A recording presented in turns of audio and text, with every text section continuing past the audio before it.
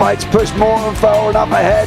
He's got out of line. Is now Pike going to have a go at Werrell? Don't push him off. He's in the championship fight. Jack Werrell chasing down Carl Jacklin. Further down, Rob Williams and Chris Barnes. Sensational run outside line now though for the heavy braking zone. Around the outside goes the Audi R8. Look how much Miller's come back into play. Exactly. Miller's still such up. He's not on second and change. All of a sudden, Miller's back in play.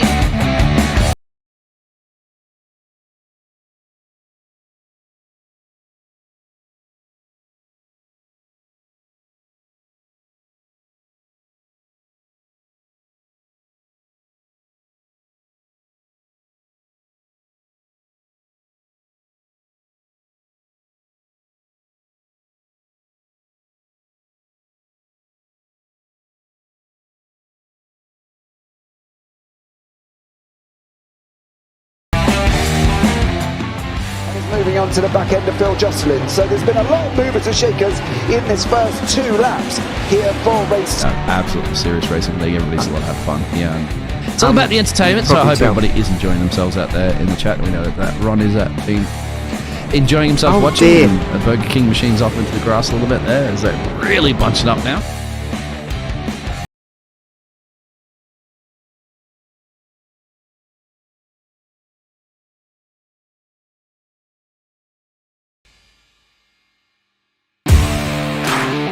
Standing out from the crowd is a challenge. You have the passion, courage, and ambition to do something extraordinary. You have an awesome story to tell and a wonderful vision to share with the world. At Eddie Videos, we take that vision and turn it into reality so you can be heard above the rest. You need something different, and we give you the ultimate advantage. We can help you transform your ideas, images, and clips into a professional video that brings your message to life and sets a new bar for excellence.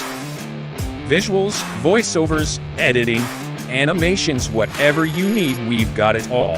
If you're a new business looking to make your mark or an experienced company searching for something new and amazing, we're here to help. Trust us to take your video to amazing levels of awesomeness.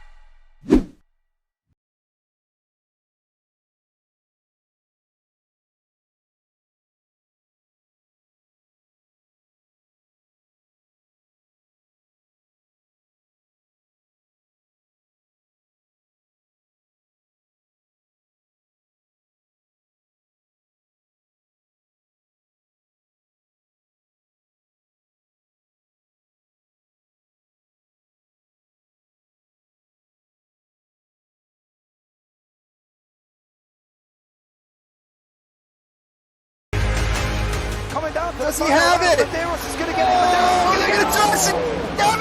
it. He's on the outside line though, going into the fastest corner on the circuit. Surely this can't work. Dominic Ligner has got a sensational run outside line now though for the heavy braking zone. Around the outside goes the Audi R8. Look how much Miller's come back into play. Exactly. Miller's still such up. He's not on second and change. All of a sudden, Miller's back in play. Can Barry do it? Big Barry's going to do it. Big Barry!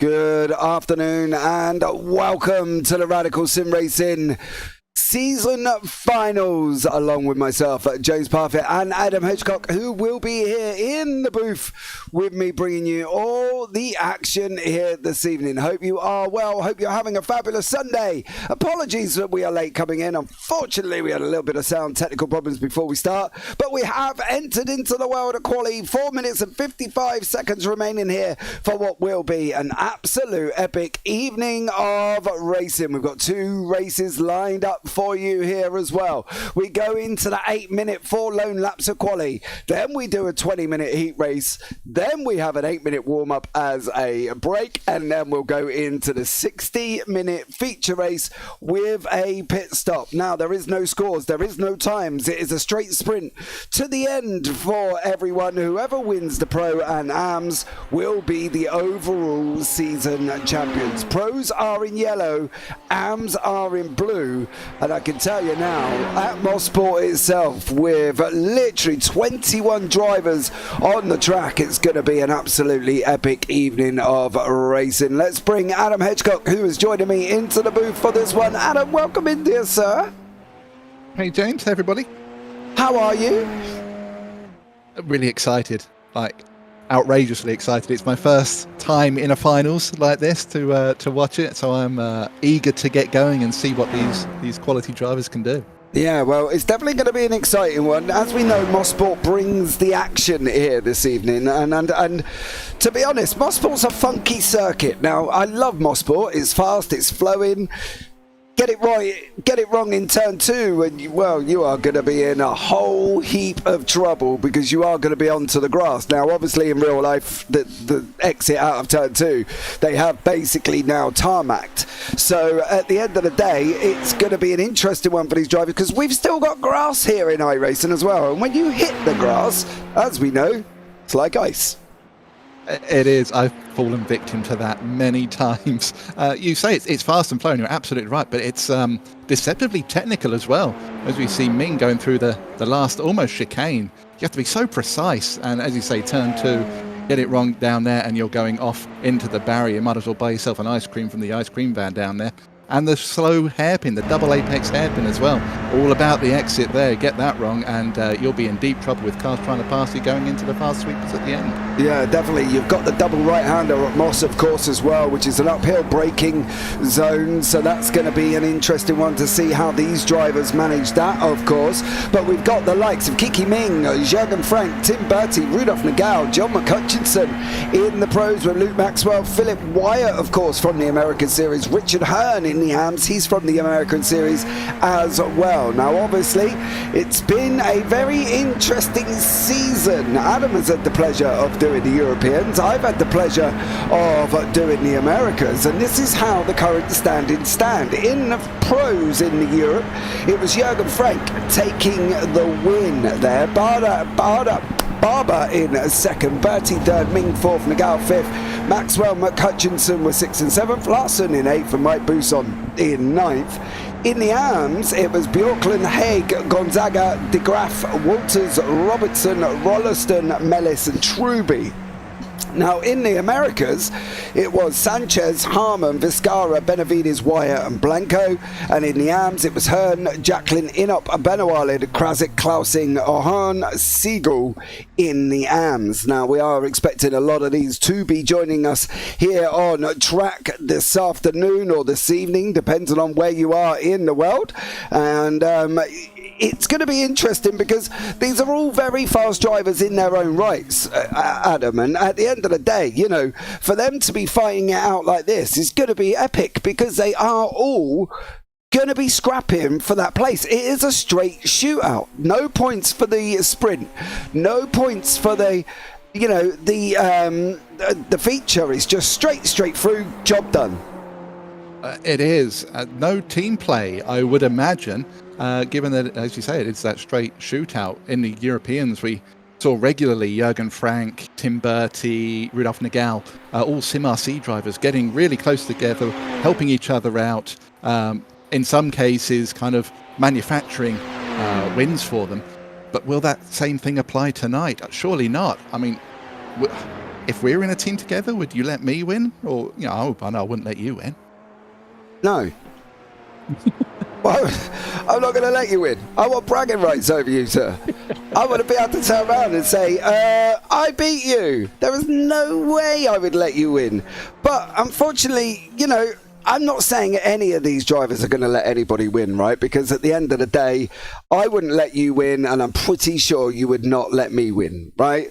But how are they going to work that one then? Because it's going to be very interesting for these drivers about the fact that obviously, you know, they're going to be going at it side by side. And at the end of the day, they've got to fight it out. And here's the grid for the first sprint race here as well.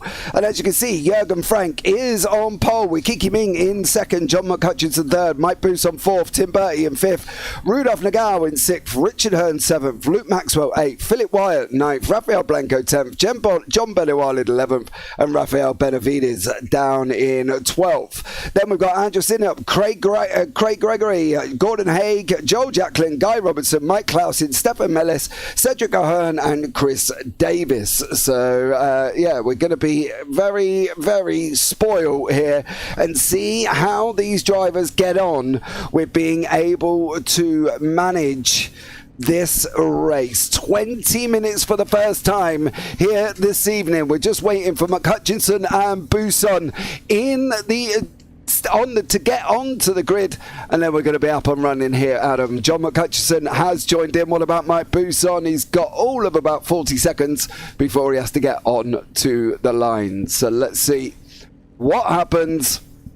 And now he is there. Here we go. Jürgen Frank will be on that pole position. The lights are going to be coming on. 1, 2, 3, 4, 5. And we are green for the final here, for the Radical Sim Racing final. And Jürgen Frank is out in front with Kiki Ming in second, John McHutchinson third, and Mike Buson in fourth. Tim Bertie, Rudolf Nagel, no changes in the top 6. Luke Maxwell up 1. You can see the side-by-side coming out of turn 2 there as well. There's a spinner on the floor. That's Andrus Inup is already on the floor here, and I would say everybody got away cleanly, but Inup struggled there. He did, got out on the grass as well, which didn't help him at all. Great start from Blanco. They're up 2 places. Richard Hearn, fellow American, had a bit of a dismal start. 3 places lost already, so really unfortunate for him. But Jürgen Frank done exactly what he needed to do, didn't he? Get a good start. He's had trouble with his clutch occasionally this season, but got it right this time round and managed to hold on to first place, and is now leading Kiki Ming quite comfortably. Yeah, he definitely is. He's out in front. He's flying along quite nicely now. Can he manage to keep this one? That's going to be the question for Frank. They are going to be running practically 3 wide further back as well, with Buson, with Bertie, with McHutchinson, all battling it out here as well, led by the Scotsman McHutchinson with Bertie, Buson and Maxwell. Maxwell's just gone up the inside of Rudolf Nagel. If Rudolf Nagel's not careful, he's going to have Rafael Blanco through on him as well here. There's been an incident at the back. John Benawalid has got all out of shape. Don't forget, they do have a second bite of the cherry at the end of the day, because you and I both know that the sprint race will only set the grid for the feature. It is. It's a very exciting qualifying race for all intents and purposes. And as you said, this will set the grid as we head to the feature 1 hour race. So that's going to be exciting to look forward to up after this one. But as it stands at the moment, Frank almost half a second clear of Ming, doing what he needs to do. Now, we have seen quite a lot through this European season. When Frank gets ahead, Ming just kind of sits there, he buzzes around behind him. He's got the pace as Ming, and he's proven it here again today. Look, they're already 1.2 seconds ahead of McHutchinson, who seems to be a bit of a cork in a bottle at the moment. Yeah, I'm sure he's not going to like that one, is John McHutchinson, because let's not forget, he is incredibly quick.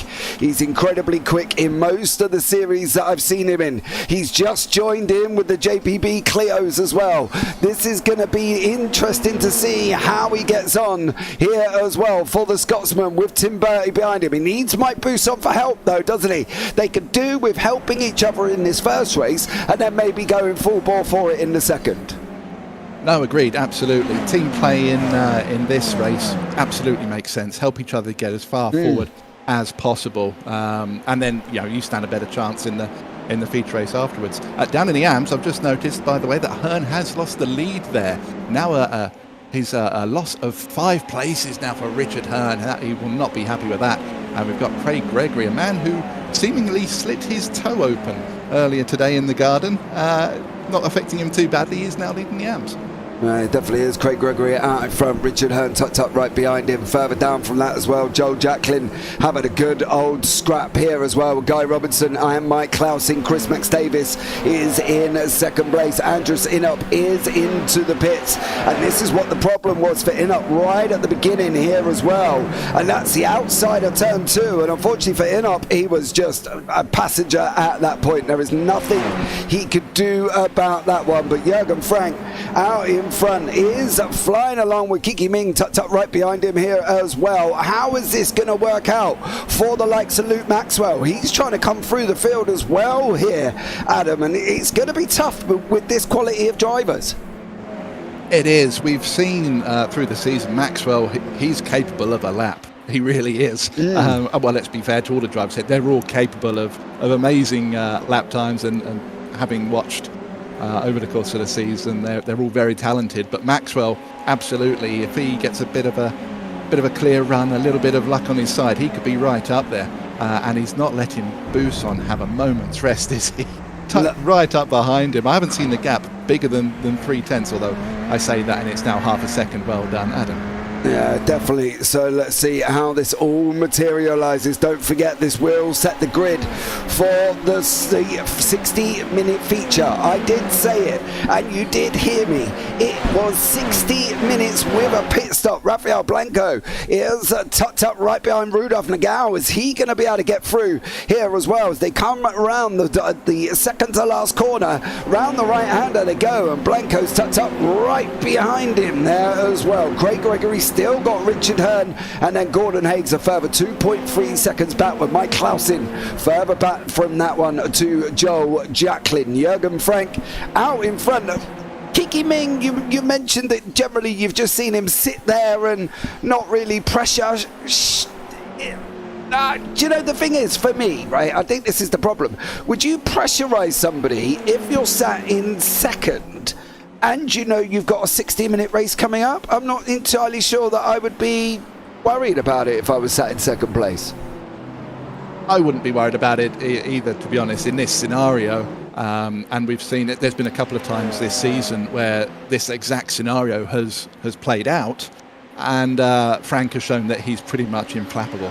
Once he gets his head down and he's looking forward, he's got the air rushing through his cockpit. He gets into a zone. We've spoken to him several times after races, and he's just happy to be out there, enjoying every moment of it. And when someone's like that, you're not going to put them off. You're not going to disrupt them.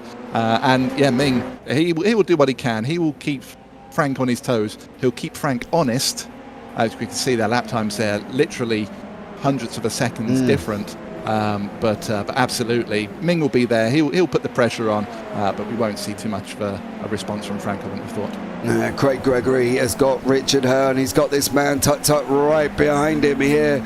Richard Hearn closing in. Gregory's closing on Benavides. Benavides 10th in overall, of course, and 10th in classes as well. McCutchinson is off the side of the circuit. What has John been doing? He can't. Surely this is coming round turn 3. What did he do? Did he go run wide and hit the grass? He did. And unfortunately, the Scotsman, there's just no stopping that one, unfortunately, for John McCutchinson. And he's jumped back into the pits. He has there as well. Not going to be best pleased, is Mr. McCutchinson. He is not so easily done, though. You're waiting so long to get on the power for that corner. The moment you do it, you have to commit. And unfortunately for John, he just went that little bit too early there. Gregory and Benavides having a little scrap as well, by the looks of it. The AM leader side by side, battling for 9th and 10th. Brilliant stuff there. Absolutely wonderful to see. Yeah, they're battling out as they come round at the final corner. Benavides is still hanging on. What about Buson? Buson has got Maxwell tucked up behind him. These drivers know each other very well. They've known each other for a while. They've met in real life as well. Benavides and Gregory side by side coming round turn 2. Surely Benavides is not going to hold that inside line for free. Gregory's on the outside now as they got this run down into turn 4 before they start plummeting downhill. And this is the question that we talk about. Look at that hill drop, then onto the brakes, and you've got to get it buried in for the exit. Look for the dip. You've got to be in the dip, and now away we go for Benavides. He's surely going to be looking at trying to make that move over Gregory going into turn 6.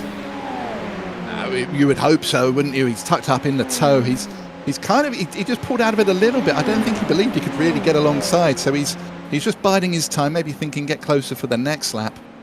Yeah, he's not really committing to a line there with Gregory, just doing what he has to do just to put him off.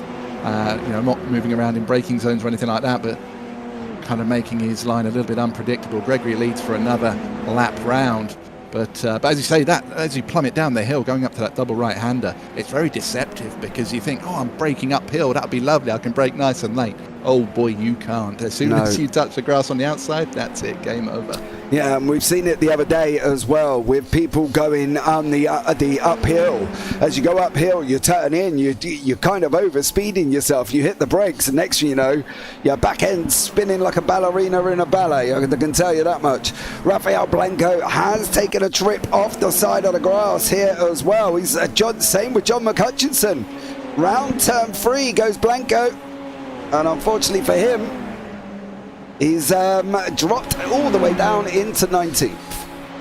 He has indeed done well to keep it out of the wall. Did we see Frank there going a little bit defensive, trying to force Ming to make a decision whether he was going to stay in the tow or not? This is the kind of pressure that I was referring to earlier.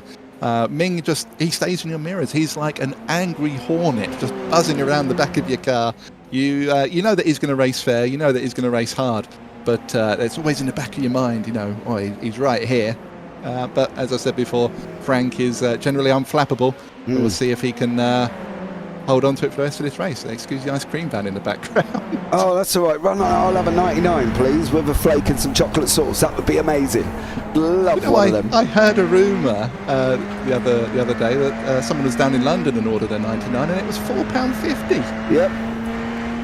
Outrageous. I know, they're not cheap. I'm not going to lie. They're not cheap. It looks like Inop's had another moment there as well, and I'm not going to focus too much on Andres Inop. Unfortunately, it looks like he's had a little bit of an issue, and I think that's probably him in front of Jürgen Frank. It is Inop, so that was coming around Moss in turn 4 here as well. So Kiki Ming's coming. He's not quite coming enough. And to be honest, for Ming, I think the interesting thing would be I would sit there until the last lap. I'd run him around the outside, and I'd look for the inside of 9, and then round try and get across him for the exit of 10, because that's how I would play it. Now, obviously, I'm not no racer driver. I don't even have a rig, let alone a steering wheel. So for me personally, that's how I would play it. What about yourself? Would you sit behind him for a minute, knowing that the draft up that Andretti is going to be so strong?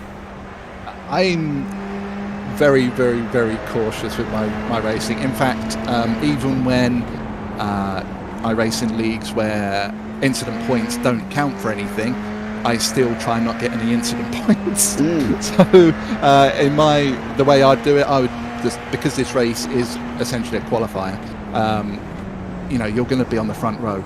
Just take it. Because if you try and make a move now, you risk everything.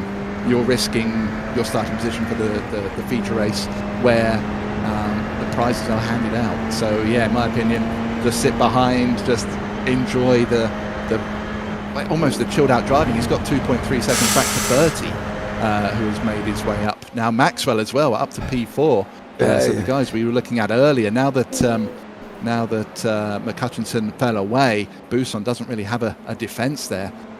Just chill out, relax this race, and then focus on the next one. Yeah, that's what they've got to do. Don't forget, it's a straight sprint out as well. Welcome in Paul LeMay, welcome in CJ. I do love CJ here as well. Thank you so much to him, and of course Sandro and Radical Sim Racing, who probably is Sandro in the YouTube chat as well. Rafael Benavides still not getting away from Craig Gregory. Craig Gregory still not getting away from Richard Hearn here. 7:23 on the clock remaining, and Buson is under all sorts of pressure from Nigel here. Gregory is trying to hold back Richard Hearn. He really needs Benavides to kind of do two things at the moment.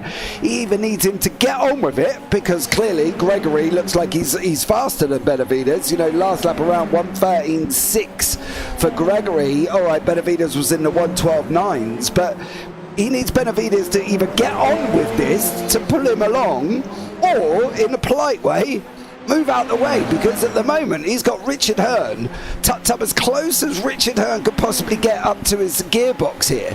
And unfortunately for Gregory, he just can't clear Benavides enough to get on his way from Richard Hearn. For a moment then I thought Hearn was going to send it 3 wide. Gregory does get ahead of Benavides there. He must have been listening to him to pedal that little bit harder, but he gets the job done. It's interesting actually.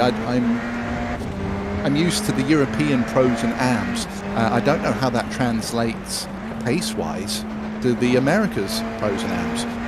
We can see that there's a pretty good split on the timing tower there, just as you said at the beginning, the pros in yellow and the AMs in blue. But whether whether any of the AMs in Europe or indeed the Americas are quicker than some of the pros in the opposite league. Oh, it's holding my breath there. Well done, Richard Hearn, for holding that one. He was definitely on the line there, wasn't he? He was close. I think flirting with death there is the term I would use. Oh, big lock up there from Gregory. Benavidez going to get the run back. All of the hard work that Gregory done is under pressure now. Yeah, it's just gonna. This is the problem, isn't it? Because him and Benavidez look almost equal on pace. So whoever gets the run up this long Andretti here looks to be the one who's being able to stay in front for the rest of the lap.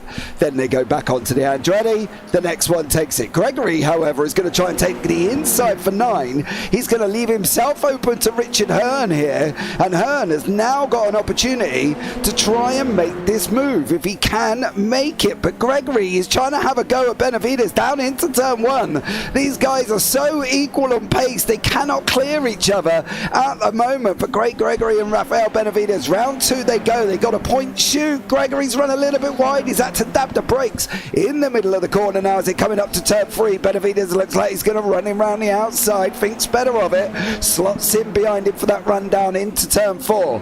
What's happening with Buson at the moment as he's coming round Moss? He looks like he's under pressure from Nagao, and I wouldn't be surprised if Nagao had a go going towards the end of this straight. No, I think you're absolutely right. And of course, just to touch on the Gregory Benavidez fight again, that can mean quite a lot for the starting positions. As Gregory is the leading AM, having a pro between you and your next AM competitor in Hearn would be massive. So I can see why they're fighting so hard for that. Nagao tucked up behind Buson, as you were saying. As we see the time trial, Benavidez has got back ahead of Gregory. Nagao really flirting with the outside there, trying to maximise the track as much as he can. Nagao and Buson, they have had some scraps over the season, so this is not unfamiliar territory for either of them. Nagao just rolling it through turn 1 there, nice and easy. You see on board with Hearn in the popcorn seat, as they call it, watching this fight between Gregory and Benavidez. I think we're going to see this all the way to the end. 3 minutes 38 to go. Almost said 3 minutes 40. 3 minutes 34 to go. It was at the start of the sentence. Unfortunately, the second ticked down while you were speaking. So you kind of left yourself a bit in the middle of the rock and Why does time work that way? I don't know. Oh, Hearn nearly up to the back of Gregory. Here he goes as well. And now he's trying to get through. He's got to get him at the end of the Andretti again, surely. You would think so. He was tucked up pretty close. There's a bit of a wiggle from Gregory. Got on the loud pedal a little bit too eagerly. Look at the draft. You can see how much he's gaining. Is he going to send it to the inside? He's having a look. Gregory with a late move. Oh, they touch. Hearn does the sensible thing. Backs out of that. That could have been nasty for both of them. Self-preservation. Order of the day right there. Save it for the feature race in a few moments' time. Yeah, well, we ain't going to have long. We're going to have probably one more here as the leaders are coming round turn 3. They've just gone out of 2, and the leaders are coming round turn 3. Jürgen Frank has still got this man, Kiki Ming, right behind him, of course. Ming has got Bertie 2.5 back. Then we've got Maxwell another 2.5. He's opened up a 1.4 over Buson. Has got Nagao tucked up right behind him. Ming, he's in that position now. He either makes it on the end of this one or goes for it on the last lap. He does. I mean, you can see Frank, he's just holding that inside line. He's saying, whatever you're going to do, you're going to have to do it the long way. I'm not having any of this, thank you very much. And Ming is duly obliging just by sitting behind. I would like to say, just totally off topic, now that I've seen the liveries from the Americas as well, Kiki Ming still has the best livery. That was a thing from the European section, because you always know who it is. There's no confusion. Well, there definitely isn't. And at the end of the day, you can see that some of these drivers have got some amazing livery. Kiki Ming's is very good, I'm not going to lie, with Jürgen Frank. But they are... No, we're going to have one more. They made it over the line before the white flag. So let's see what happens here with Kiki Ming. Is he going to sit there and sit there and wait? What happened to Hutchinson? Hutch touched the grass on the outside of turn 3, unfortunately, and then went and visited the barrier. He had to jump into the pits and then come back out. And unfortunately for John McHutchinson, he's already all the way down in 19th, a lap back. Blanco's out. Benawalid's in the pits, unfortunately for him. And Blanco did the same thing, Paul LeMay. He did exactly the same thing as John McHutchison on the outside of 3. Hit the grass, no stopping, hit tyre barrier at the end. Mings pulled out, didn't nestle into the draft as much as I thought he was going to there, Adam. He kind of pulled out of it. And now he's playing a dangerous game, because now he either waits till the end, the final lap. The problem with that is he may not get it on the final lap. No, this is true, unless he is totally comfortable with starting second for the feature race. He might have just seen this and thought, well, you know what, front row, if my target is the front row, then so be it. You know, the prizes aren't handed out in this race. So he might have gone for that. We did see, by the way, that Nagal has passed Busan, managed to get that done a few corners back on. Ringing it right to the outside, wasn't he? Just before they plunged down the hill. There's a nasty bump just where that dark patch of tarmac is. You have to be careful of that because it can unsettle the car. Beautiful line. We noticed that from the onboards from previous laps. Ming has really got that line hooked up. And you're going to see Frank go to the inside once more, I think. Yeah, Frank's going to defend it off. We're going to be on the final lap of the race, lap 17. It is Frank out in front. Here goes Kiki Ming.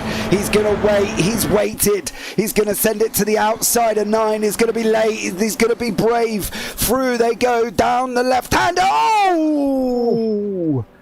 Don't wait. It was not your fault. Keep going. Keep going. Take the win. Kiki Ming is going to come over and take the victory, I believe, here as well. He does, with Bertie second, Maxwell in third, Jürgen Frank down there as well. And I am going to show you why that was not Kiki Ming's fault. And as we have a look here, there is a big old gap between them. There is a big old gap. As you see it here as well, we'll jump on to Kiki Ming. You'll see the gap here on the right hand side, and you don't have to tell me what caused that. You already know. So for Kiki Ming, unfortunately, not responsible for that one, Adam.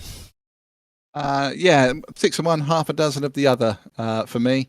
Ming looked like he got a little bit of a slide, which pushed him a little bit wider than perhaps he wanted to, but at the same time, Frank looked like he turned in and collected him, and I'm fortunate for both of them, really. Yeah, so it was Kiki Ming, your winner in the pros, with Luke Maxwell in the third place, Team Bertie in second, Rudolph Nagal fourth, Mike Buson fifth, Philip White sixth, and Rafael Benavides in seventh. In the AMS, we saw them battling it out all the way through as well. Craig Gregory, Richard Hearn were your 1 and 2. And then Gordon Haig rounds out the podium in third place. Joel Jacklin fourth, Mike Clausen, fourth, 11th. Mike Clausen 12th, Stefan Mellis in 13th, Cedric O'Hearn in 14th, Chris Max Davis 15th, Guy Robinson 16th, Jürgen Frank in 17th, and Andrus Inop down in 18th. Then you got John McHutchison, Rafael Blanco, and John Benawalid here as well. We are waiting just for the session to advance itself, and then we will be going into the brief 5-minute warm-up here as well. So stay tuned for that one, as we are in a warm-up session now as well. So thank you so much for joining us. Netcode at work, if anything, it definitely was faceless there as well. It definitely was a little bit of netcode. So unfortunately, there's not a lot we can do about that one, and there isn't a lot that Kiki Ming could have done either there, Adam. News from the virtual paddock. Kiki Ming has taken responsibility for that one. He has messaged Jürgen Frank saying that it was completely his fault. But Jürgen has also pointed out that it was a little bit of netcode as well. So I don't think there's any bad blood in that. Like I said before, 6 of one, half a dozen of the other. It's racing hard. Sometimes these things happen.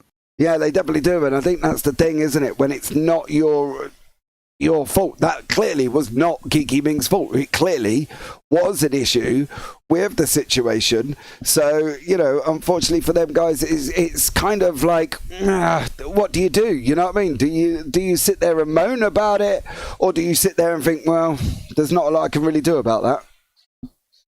Well, that's the key to it, isn't it? It's done now. The results aren't going to change. There's nothing you can do about it. You know that you've got a big race coming up ahead of you. Ming, who's going to be leading the pack away, with that in the back of his mind, does he drive full bore, knowing that this is possibly hanging over him? And for Frank, he's just going to go all out. We're going to see a meteoric rise through the field, no doubt about that. You have to be a certain caliber of driver to be able to race for a team like SimRC. So we're going to see all of that skill on display in a few moments' time. Yeah, well, stay tuned for this one, guys, because we've got 60 minutes of racing coming up here as well.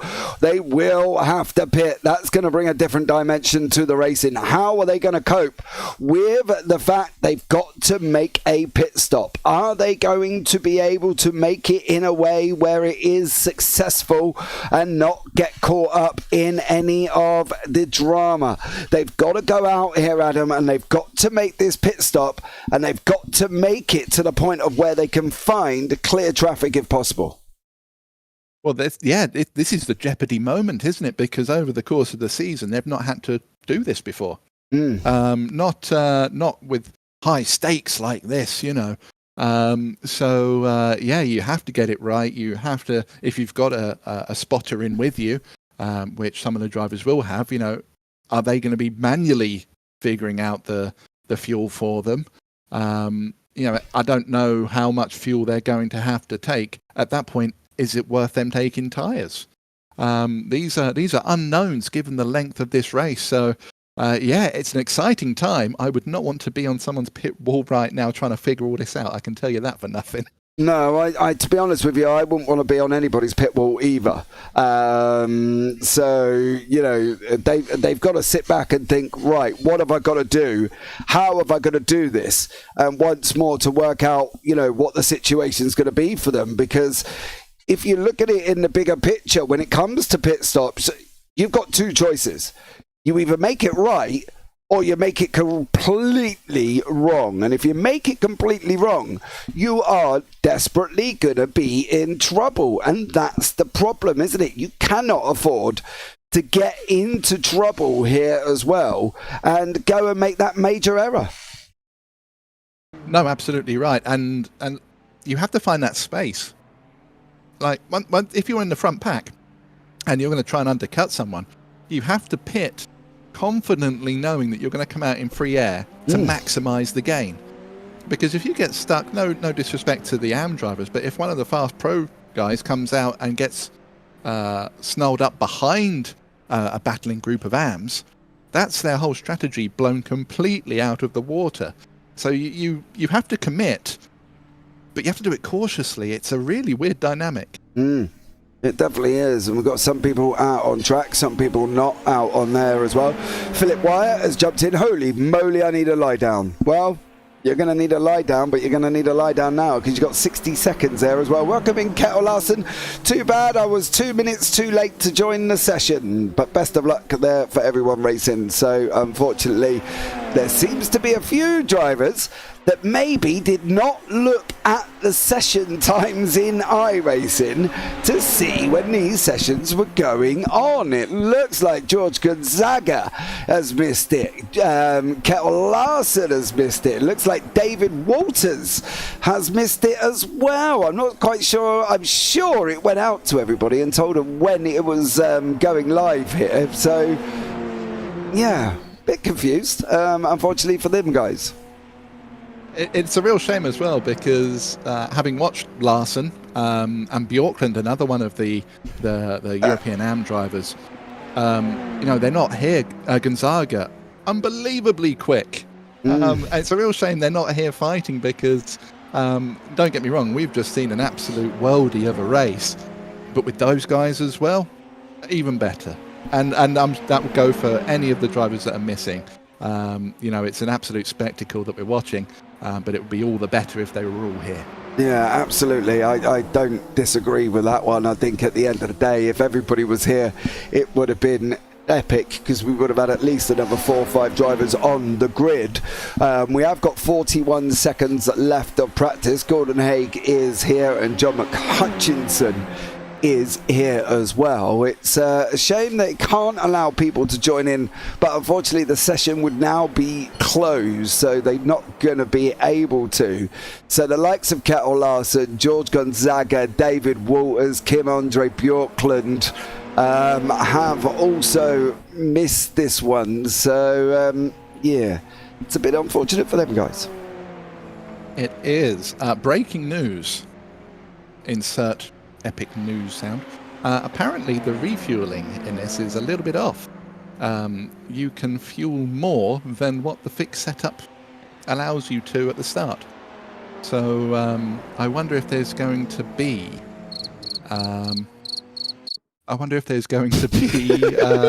some pit lane shenanigans going on. There we go. So yeah, that could be a thing where you pit early and go right to the end.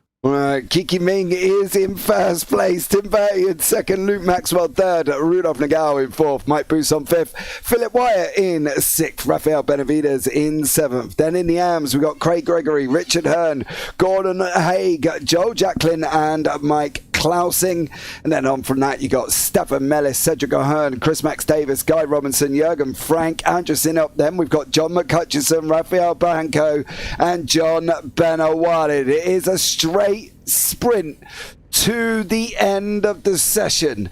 Straight sprint. Whoever finishes in front in the arms of bros is the winner. For Kiki Ming is in a situation here, he cannot allow Jurgen Frank through, right? Because Jurgen Frank's a long way down here. So for Kiki Ming, he's got to try and go for it. We'll pick up on that one at the moment. 4 lights, 5 lights. It's green, green, green, and it is Kiki Ming running out in front at this moment in time with Tim Bertie and Luke Maxwell. You're 1, 2, 3 here as well. It looks like Maxwell's going to be on the outside of 2. I can guarantee he does not want to be there, because if Bertie runs that wide, Maxwell's going to end up going off. He's got the brakes under control. He's got that car moving, and he is going through now as well. Looks like Stefan Mellis and John McHutchinson have had a coming together at the end of turn 2. What has happened to Mellis? He got all out of shape. McHutchinson was touched. I believe he was touched by Andrew Sinup. And unfortunately for John McHutchinson, he's all the way down the order now. Is McHutchinson going to call it a day here, Adam? Or is it going to go for it, you'd think, with 60 minutes? It's a real shame for McHutchinson. I would imagine that he'll call it a day. He's very easygoing. When we interviewed him in the regular season, he was just happy to be racing and happy to be finishing wherever he finished. So I would imagine that with that he'll call it a day. Really unfortunate. Blanco as well. He is out from that one. Movers and shakers. Unsurprisingly, Jurgen Frank has made up 4 positions already, and he's dragging Enoch with him. He's up 4 as well. But our biggest mover. I don't even know how to pronounce his name. John Benawalid. That's the one. Benawalid. I should have practiced that before we started. A gain of 5 so far. So on the move now, when all the prizes are going to be given out. Who's that running a little bit wide? Was that? I believe Joe Jacklin. Yeah, I think that's Andrew Sinup in ahead of these guys as well. There's battles in this midsection with the AMs. Cedric O'Hearn, Gordon Haig, Jurgen Frank, all battling away. And of course, you've got Mike Klausing is in the mix as well. Klausing in that green, black and white with Gordon Haig from Simracing Norway. Cedric O'Hearn right behind him. And Andrew Sinup has just gone up the inside of Klausing on that run up the hill into 4. What about Mike Bousson? Bousson is trying to hold back Benavides. We saw Benavides have an epic battle with Craig Gregory. Benavides pulls out to the left-hand side. Up and ready we go. Is he going to be able to run Busan through? You're not going to get Mike Busan. He's going to be late on the brakes into 8. Round to 9, and Busan's going to hold on to that one. But Kiki Ming opened up half a second out in front at the moment. But it's Busan with 5 cars, and then Frank with about 7 cars, all battling away there. They are indeed. Yeah, you've got to wake up really early in the morning to get past Busan like that. He's a wily old character, is Busan. He knows when to defend. He knows how to defend hard if need be. In the AMs, Gregory having a fight with Benavides again. Up to 6th now for the AM driver, leading AM driver. He's got 2 pros between him and Hearn, so Hearn's got it all to do. Of course, 57 minutes to go. Such a long way to go in this race, but Gregory really putting the foundations now for a great race. Frank up to 10th already. That's outrageous. A gain of 7 already. Oh, a little bit sketchy there from Hearn. Gets the car under control. Gets on the power super early as well. Wyatt just ahead of him is going to have to either go defensive or let him through. He's gone defensive, but I think the draft there was more than enough to get Hearn past him. Oh, it's not. Look, it's not. Wyatt's got the speed. Of course it's not. You must have known that was going to happen. I didn't realise it would have been that much. You say one thing and the driver's done something completely different. Cedric O'Hearn's just lost a position to Gordon Haig there. Jurgen Frank is closing down onto the back of Richard Hearn. He's keeping it off the grass. That would be a good start to your day, I'm not going to lie. Gordon Haig has got a list. We've got Cedric O'Hearn, Andrus Inop, Jem Bunawale, Mike Clausen, and then Joel Jacklin here as well. So Cedric O'Hearn is kind of a bit of a cork in the bowl at the moment because he's got a list of cars tucked up right behind him. He has, and I know this from experience. As soon as one gets past you, the whole freight train will follow. You have to be so careful. All about minimising the time you lose in a situation like this. Yep. If you do get past, it is tough. I'm not going to lie, it is really tough to have to deal with something like that. But I'm sure it'll be okay. Oh, there's a bit. Who's off in the background? I see some smoke. I heard tyres. Someone with damage as well, maybe. Joe Jacklin. Oh, that's round the outside. That's coming up into 4, the double right-hander of Moss. Oh no! Somebody went round in front. That's the number 12 car of John Benawalid. Benawalid's having a torrid time here this evening, unfortunately. But for Craig Gregory, in the AMs, he's here. He's 6th overall. He's got Benavides for company again. These two were tied like bungee cords in the first race. They're going to be tied together now. And then the ever-speeding Jurgen Frank there from Germany, and then Richard Hearn. So at the moment for Gregory, he's got a great little buffer. He has indeed. Yeah, it's going to be really tough for him to not look back. It's all at this moment in time. Just keep your eyes forward. Keep doing your own race. Don't worry about what Hearn and Haig and everyone else are doing behind you. But having that 2-car buffer, he couldn't have wished for anything more. Nagal's off now. Problem for Nagal, who was in 4th, I believe. Oh, Rudolf Nagal down a double right-hander of Moss.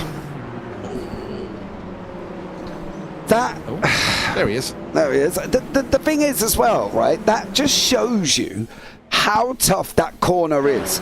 Now, you've got the likes of Rudolf Nagal, right? You know, the guy's no slouch, I'm not going to lie. 5.2 KI rating, and yet he gets caught out by what should be a nice easy corner. Uphill, brake, turn right again, and off you go. But it doesn't work out like that, does it? It doesn't work out that it becomes easy. It gets more and more difficult, and unfortunately for Rudolf Nagal, it caused a little bit too much of a difficulty. It did. Very uncharacteristic of him as well. He has been solid all season, so I'm surprised we've seen him have an unforced error like that. It really was all on his own.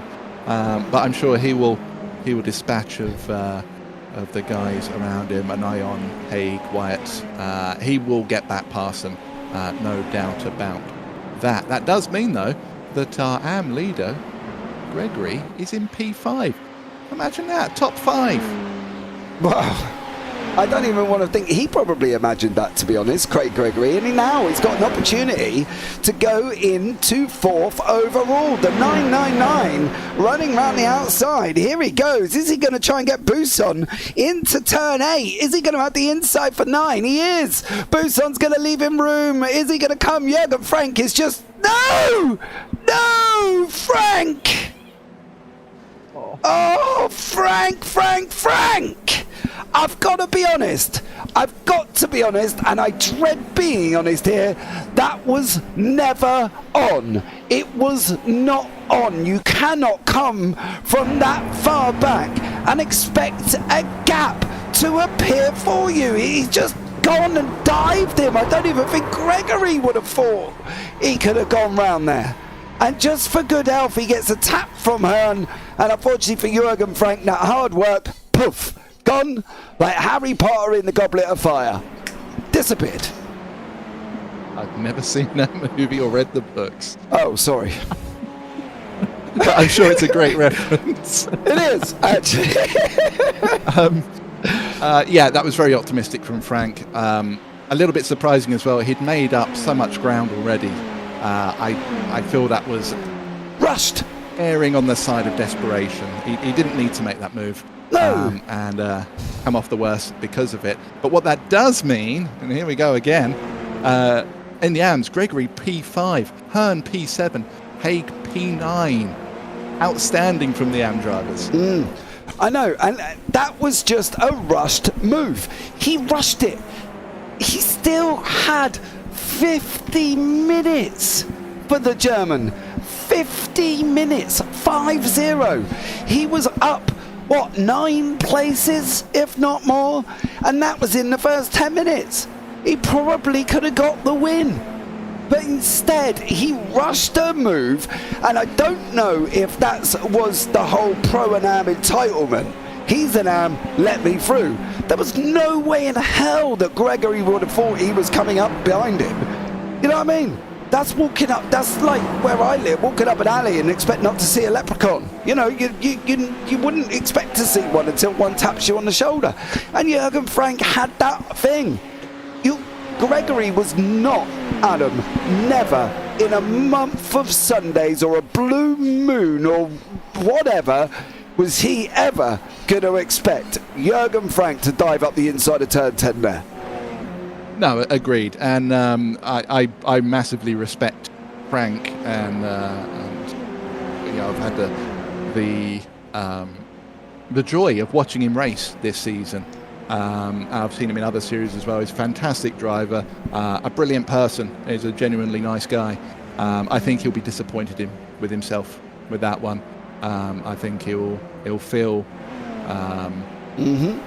uncharacteristic from him. Like it, absolutely. I think he'll feel the pain of that one. But yeah, it's a shame for him. But unfortunately for him, it's his own downfall. And sometimes you just got to take that on the chin and dust yourself down and go again. Yep, that's it. You just got to, unfortunately, in the words of my mum, just got to suck it up. As well, she actually turns around and says, suck it up, Buttercup, but I'm not quite sure what the Buttercup bit comes into there. Tim Bertie's just gone past Luke Maxwell, Richard Hearn, and surprisingly, Craig Gregory and Benavides. I've kind of seen this somewhere before, Adam. I've had a massive dose of deja vu here with Gregory, Benavides and Hearn together once more. Yes, and we enjoyed it so much. Yeah, have we seen it anywhere? We enjoyed it so much last time. Like, I'm all for this. I am here for this. I think the saying is. Yeah, let's hope they continue their amazing battle from the first race. Nagal hasn't made the progress back. Sorry, I was just looking past this group. Wyatt and Nagal, they haven't really pushed forward like I thought they would, and Haig is now kind of back a little bit more from the rest of the AMs, Hearn and Gregory. So I think that kind of petered out a little bit. Maxwell and Bertie having a little switch off. Around. Yeah, but there's a reason. Oh, turn 4. And that catches out the other one. Oh, Tim Bertie from SimRC unfortunately for him, doing the same thing as Rudolf Nagel. Straight off the side of the circuit. Turn 4. It's almost like the SimRC guys don't want to win this race. They're doing everything they can to not win it. I feel that I've put a commentator's curse on the entire team by saying that you have to be a certain caliber of driver to race for them. I apologise for that. Yeah, clearly you've done something wrong here. Now, the interesting thing as well is we call it a commentator's curse. Now, if you talk to our very own Zach Sweeney, it's not a commentator's curse, it's a commentator's coincidence. And the reason he says that is he's not responsible for, at that moment, that bit of bad driving from the driver that sends him off. So don't feel bad about it, Adam. You know, at the end of the day, we'll put it down to a commentator's coincidence. I just think they listen to the commentary while they're racing and they're so happy that I'm talking about them, they get all giddy and crash. I'm not a vain person. You're so famous, Mr. Hedgecock. I tell you that much. You're so famous. They get all excited that Adam's talking about me. And off the side of the circuit they go. Chris Max. Oh, dearie me. Chris Max Davis and Stefan Mellis in having this interesting battle here as well. Do you know the interesting thing, though, Adam? When you think about it, right?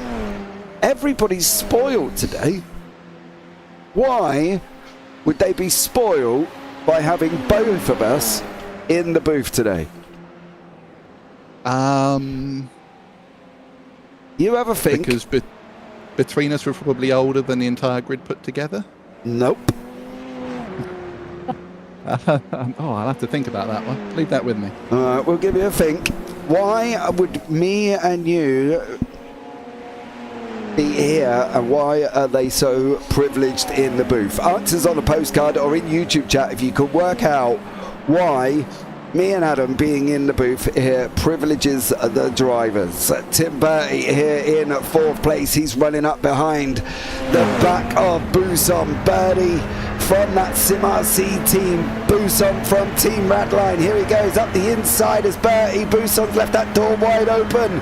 And as we say here on the JPB YouTube channel, you leave the door open, Mike, you're gonna get burgled. And Mike got robbed from Tim Bertie there as well. Angel Sinup and Cedric Ahern are going side by side into turn 8. Don't shut the door! Oh!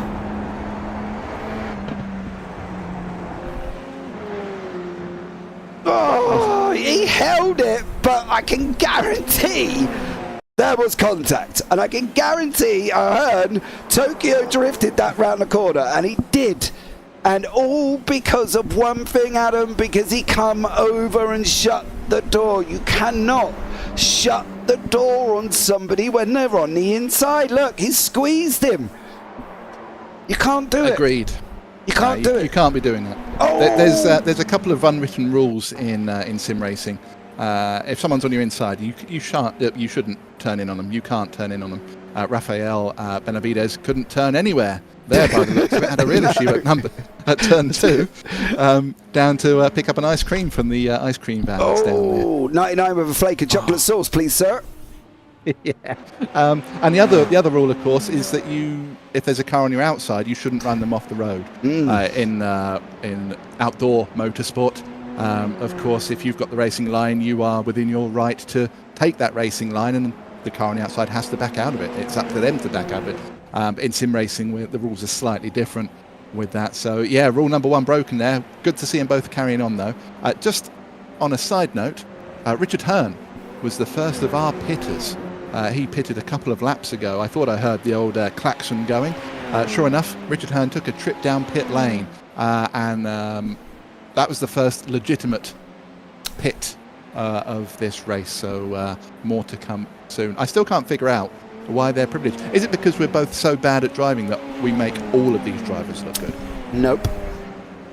Oh. If anybody else can think of it, it's actually been a while. I heard James commentating on Europe RSR. Hello, mate. You're all right. Thank you, George Gonzaga, who's there as well. Met George in real life. Lovely fella. did come up and tell me how I got to pronounce his last name. Now, he didn't say his first name, so I've just been calling him George, right? Now, I was working with his Jorge, or Jorge. Jorge, yeah. Jorge. I was working with Alex Goldschmidt, and we know he is like the alphabet of pronunciations. He rolls R's, gets German, Dutch, and all this right.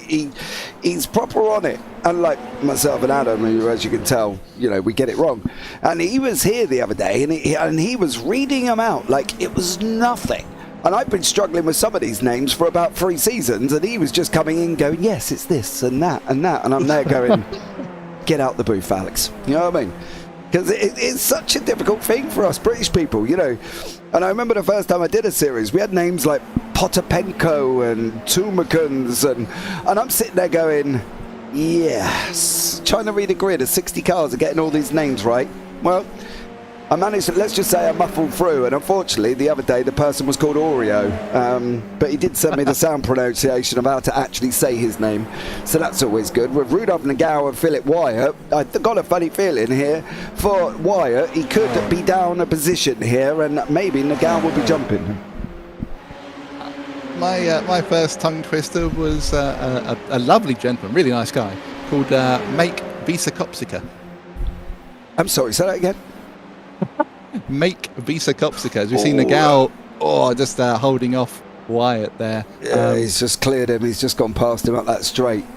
Nagao. So Nagao's going to be getting on his way after Gregory.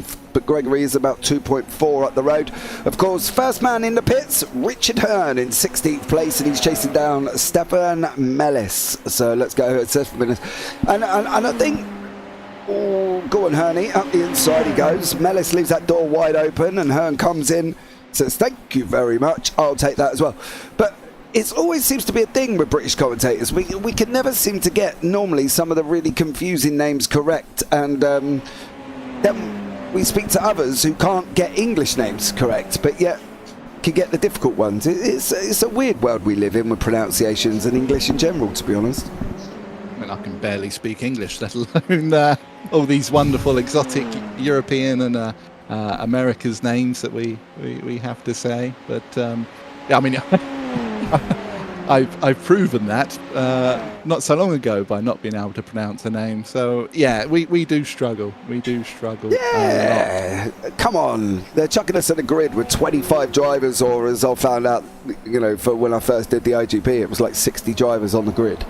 And trying to get all them right was absolutely horrendous. But we got a nice little tidy battle going on with Buson's trying to close down on the back of Tim Bertie from SimRC. Tim's about 6.8 seconds away from Maxwell at the moment here as well. You can see on the left hand side we've lost Jürgen Frank, John McHutchison. We lost John McHutchison, I think, pretty much near the beginning, and Rafael Blanco unfortunately didn't make the start of the second race, so therefore he was out already. Now the cars are starting to spread out a little bit here, Adam, but this is kind of expected in a 60-minute race, isn't it? They'll spread out, hit their pit stops, and then they'll all be back together before the end.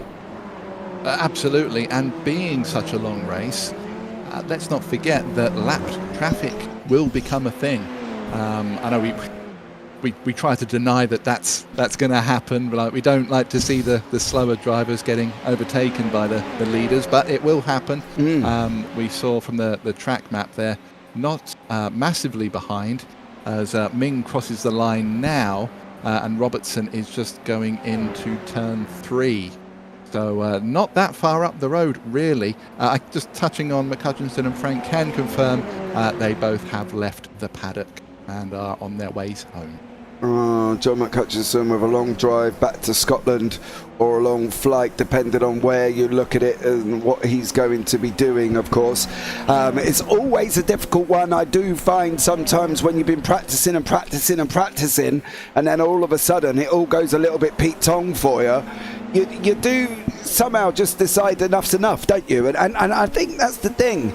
It takes a strong driver, excuse me, to stay in a session when they're out at lap 1, and especially if they've got damage, and especially if they've got all of this stuff going on, it's a very tough one to sit back and think, do you know what, I'm going to carry on here. Richard Hearn has just got up the inside of Chris Max Davis. So for Richard Hearn pitting early, he is making great progress at the minute. His pit lane time was about 42.1 seconds. Now, as I've learned over the last 2 years, although it says 42 seconds, he could be 42 seconds in front of the person behind him, and that person still somehow manages to go past him. So we'll take that with a big old pinch of salt. And Rafael Benavidez, turn 3. I mean, again, he's going to keep it out the wall. Oh, just kisses it. Yeah, I saw that while you was talking. We saw Hearn go past a stationary car. Oh, you should never really stop on the track like that. No. That gives me anxiety. Oh. Do you know what? Yeah. You wait till they start lapping cars, Adam. Then you'll hear my anxiety kick in. I can tell you that much. See, a few years ago, I wouldn't have minded it too much because people weren't on direct drive wheels. Nowadays, given the price of them, a lot of people are on direct drive wheels. And when you get hit by a car and you're not expecting it, you can easily dislocate a thumb. You can do a lot of damage. So it's very much like the real world. If you're pulling over, get off the racing line, get off the track if need be before you do it. Yep. I fully agree. However, I was on a Logitech G920 or G29, so never really had that problem. Not going to lie. But then that could explain why I was so bad at driving. But I figured if I couldn't get it right in a cheap wheel, I'm definitely not going to get it right in a more expensive one. So I didn't really bother trying to go out and purchase it because I thought, well, what's the point? And then, of course, I started this wonderful company, and then I became too busy to even drive in the first place. So my 12-year-old took advantage of it and stole my rig. So I was going to say, Mini-Me would have just stolen your direct drive if you had one anyway. Exactly. And Mini-Me went and got his own direct drive in the end. He got one off Rob Williams, actually. Williams upgraded his wheel and sold it to me boy. And then, of course, my youngest son decided that because he's got the room, he went and had the rig. So my rig's up in his bedroom. There we go. No driving for me. It's good that it can all be passed on. Right, that's good. Well, it's easy, isn't it, really, when you make it? You know what I mean? I made that rig for like 40 quid. You know what I mean? Nice. 2B4s done clap, clap, clap with Rob Williams, funny enough. We made it together. It took us about 4 hours. And it had inverted pedals on it. So there we go. John Benawali and Cedric O'Hearn. Now, this is going to be interesting as they're both in the Lightning McQueen livery. So, let's figure out who is who. Cedric O'Hearn is in front and Ben Awalid is behind here, Adam. But I've got a funny feeling not for much longer as Ben Awalid is going to be going at O'Hearn coming up the straight. And there they go. Ka-chow! Sorry, had to. Very good. That's a reference that I am kind of familiar with. Ben Awalid does get the move down.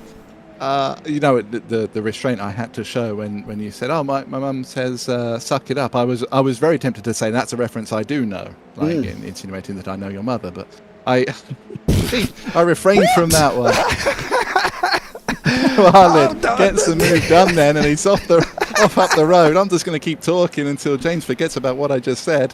Guy Robertson getting past Mellis now on the back straight, heading into the fast chicane at the end of the lap. Have we had any other pitters? We have not. Oh, Guy Robertson has come through. I wonder if it was for a fast repair, because his pit lane time was only 28 seconds around there, so nowhere near the time needed for a fueling. But you were right. You said about it earlier. Richard Hearn seems to make a good call. He's currently down 5 positions, but he is making his way back up, isn't he? And, he's looking quite good here. Yeah, he's still got everybody else to pit as well, as I recover from record-breaking news here as well that I just heard a minute ago. Right, as it... oh, dear me. Oh, no. Right. Richard Hearn. Oh, no. Right, that is you. Turn 2. No, it's on the run down into... Oh, no. He's going to run wide out of Moss, isn't he? No, round he goes. Go on, son, hold it. Hold it. Oh, he did well. He did well. He didn't lose massive amounts of time to Richard Hearn, but he will lose a little bit. Guy Robinson here as well, flying along.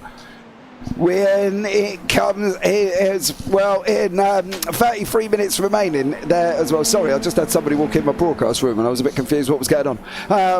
So Richard Hearn is still all right. He's still going. He didn't lose massive amounts of time. No, I did keep tabs because I was praising him. Silly me.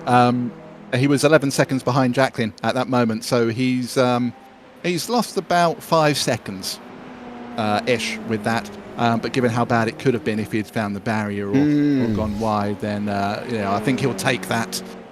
He will use up a life on that one and get going again. Where that puts him in regards to Gregory, who's got Nagao now only half a second behind him. Gregory's done an amazing job, by the way. Not only did he get himself into P5 and had some assistance with various other incidents, but he's held on to P5, so that's miraculous and marvellous driving from him. Haig and Inopa are a little bit further down from him, just doing a quick bit of napkin maths. 9.7 seconds. There we go. Thank you, napkin. No worries. So it's not easy sailing for him at the moment, and especially with Nagao tracking him down like he is, but he still has that buffer. Yeah, as well. Well, 32 minutes remaining. Klausing and now is climbing all over the back of Hearn. I hope that's how you say your name. You haven't corrected me since I've been broadcasted on you all season, so I'm hoping that's right. And Gregory here as well. The thing with Gregory, he's in a really different situation to the other AMs behind him, right? Now, from Haig all the way down to Mellis, there's no one from a pro category. That's what I mean. But Gregory has got Nagao and Wyatt, and he's sitting with a gap of about 10.1 seconds to Gordon Haig. So, does he fight Nagao, or should he let Nagao through, knowing that he's got such a gap back down to the other guys before he even gets into AMS? Minimise your time lost. Don't fight. No. There's absolutely no point fighting because you don't gain anything from it. If he believes that he is faster than Nagao, which is not looking the case at the moment, then yeah, let him pass and then just try and hook onto the back of him. It's something that I used to do many years ago with a certain Josh Thompson, who is now a Redline driver. Back in our MX5 days, he would clear a path for me, and I'd literally just hug onto the back of him and let him drag me through, which was beautiful. And we see, he's just eased out. You see how easy that was for Nagao there. Assisted all of the way, just accommodated the pass, minimised the time lost. Now tuck up behind him and let him drag you round and pull away from Haig if that's at all possible. And that's the thing with Gregory's lap times on a 1:13 last time out. I'll just get them as they go over the line. 1:13.8 to a 1:13.5. Now that 3 tenths he can make up anyway on the Andretti straight, right? So he can pull that 3 tenths back in and go again. TP Simracing, Lord Hedge, Bosch Thompson. He's put. I'm presuming you know who that is. That is Tim Perry, and yes, and Josh Thompson does. He manoeuvres you out of the way if you're not going quick enough. So he does have the nickname of Bosch Thompson. Oh, okay. Well, welcome in, Tim. Thanks so much for joining us. Hope you are wonderful. We are at the Radical Sim Racing, 60 minutes of Mosport here as well, with myself and Adam Hedgecock. And unfortunately, that was Mike Klausing at the exit of turn 4 there. So unfortunately for Mike, he ran a little bit wide. Now, was there contact? Because he was, but nope, it looks like Mike's done it all on his own. And unfortunately for Klausing, turn 4 claims another one here, Adam, unfortunately for some of these drivers.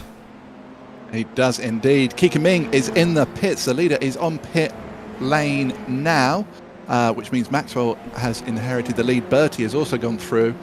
Buson also keeping an eye on this. Nagao has come in the pits too, so we'll see how this plays out. I'm keeping an eye on the times and positions, so excuse me waffling just a little bit. Kika is on his way out.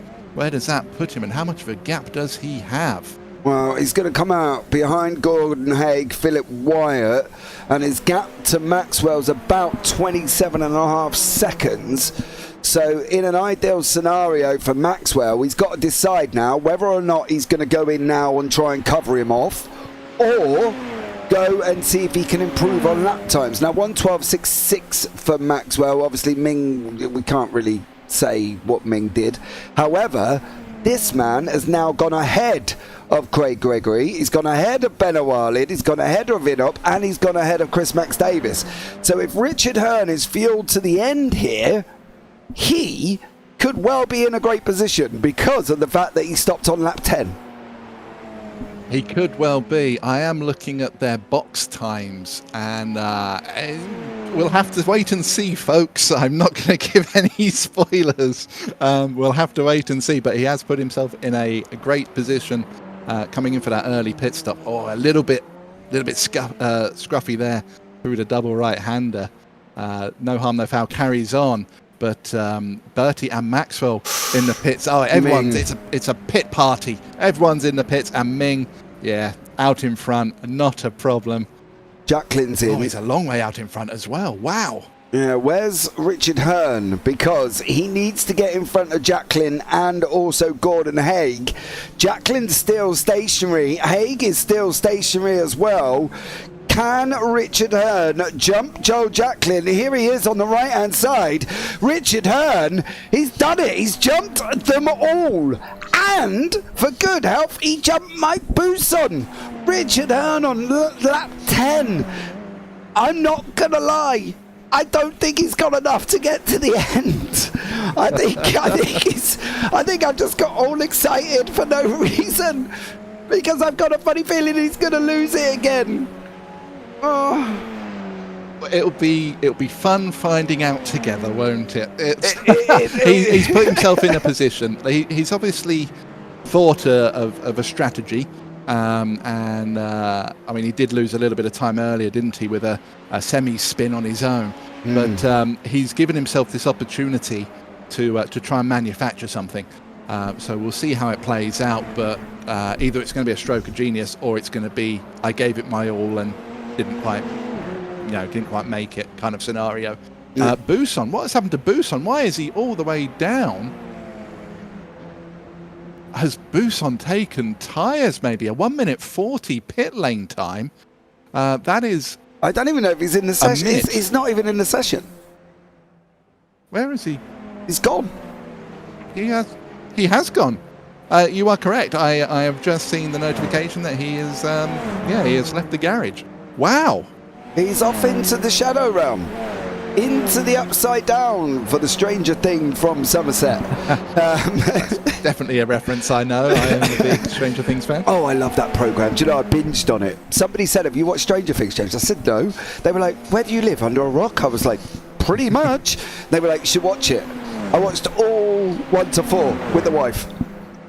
Oh, amazing stuff. Yeah, my daughter loves it as well. I decorated her room. It had to be done like red and black with loads of the pillow stuffing up the walls and over the ceiling, like it's the mist from the Upside Down. Oh, come and do my office like that. That would be cool.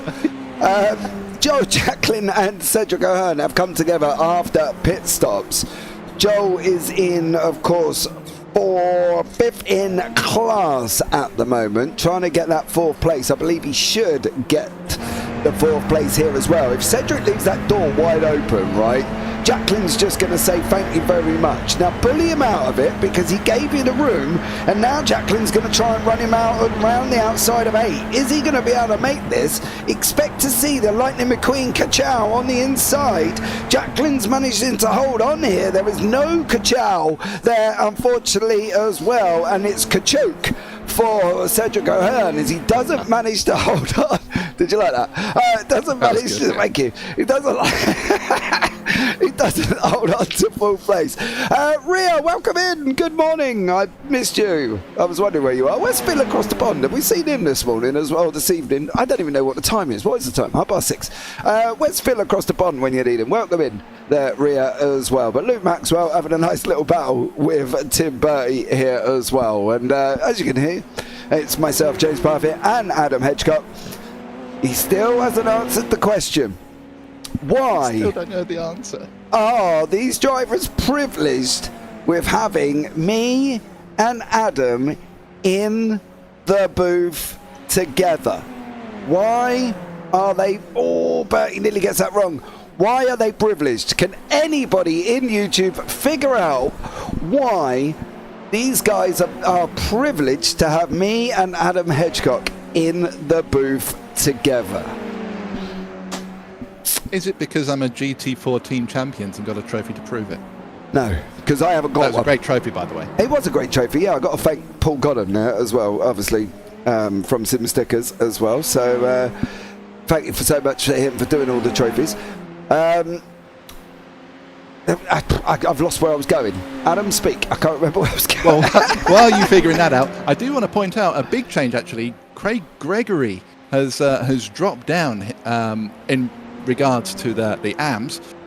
He was in the pit lane for a minute and 9 when everyone else were in there for 45, 43-ish seconds. Tyres. He spent 43 seconds in the pit box. So I'm wondering if he's either fueled massively too much or done tyres. I'm possibly thinking that he's got tyres on, which has dropped him down. But I mean, he's not that far off of Hearn. If Hearn does have to pit again, if that's a thing, then it's only Benoit led in front of him by 9.5 seconds. So if he has got fresh boots, he's got 22 minutes to use them and try and catch that back up. Yes, well, let's see if Craig Gregory can, because he's got, as I say, he's now up to 23. Philip Wyatt has got Hearn for company as well, but I've got a funny feeling, and I say this in the utmost respect from the man from the States, there may need to be another pit stop coming. I don't know if it's pit lane time. Now, normally, when I've seen this before, normally, right, the drivers are in for about a minute 9, minute 10, I think, if I remember what John McHutchinson used to do. He was in for quite a while, and literally would get it bang on. He would absolutely nail it. I'm just fearful that possibly could not be enough fuel for Richard Hearn here. I'm looking. So the drivers either side of him, Nagal and Wyatt. Okay. They took in their pit box. They're stationary for, let's call it 17.5 seconds. Mm-hmm. Richard Hearn was stationary for 6.3 seconds. So a second less. Yes. Now, if he thinks that he can save that fuel, however much fuel that is, I don't know the fill speed on these cars. If that's point something of a litre per lap, that might be doable. That might be a thing. Although we've seen him, he looks like he's still absolutely gunning it. So I don't know how much fuel saving he's doing. But he might have figured out a magic number here. He might have a Brian Loynes on the pit wall for him. Imagine that. Figuring out some kind of magic number that is just enough to get him over the line. He could have played an absolute masterstroke. He could have done. Brian Loynes would have been, probably good acquisition to Richard Hearn, don't you think, as well? Because we know Brian is an incredible individual when it comes to pit lane strategies. Seen it with myself, with my... I was going to say my very own, it's not mine. Mark Fletcher, of course. I think Adam knows what I'm referring to anyway, so I'm just going to shut up now and stop waffling on. Timber, he's trying to get away from Maxwell. I've got to be honest, Maxwell's dropping a bit back a little bit. 112.87 for Maxwell, 112.66. Now, I'm worried about now, and I'm worried for this man. Now,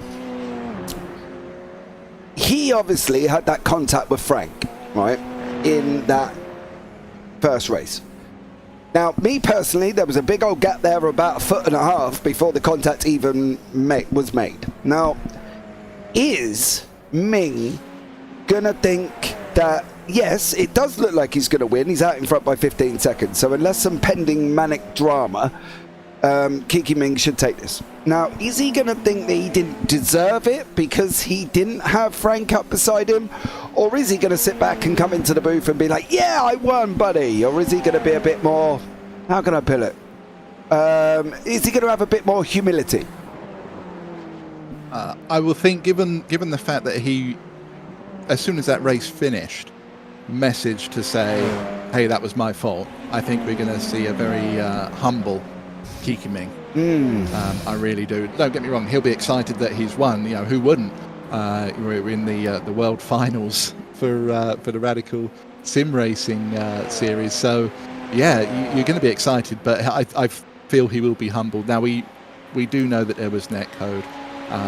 We do know that Frank was on a charge in this race and threw it all away on his own accord. Yes. You know, like that was all on Frank, and you know, some will argue, oh, you know, Frank shouldn't have been in that position in the first place given the incident that had happened, but he was in that position and he threw it away, and with 50 minutes to go, you called it absolutely right, 50 minutes to go, and he'd already made up 10 positions. He was hunting them down.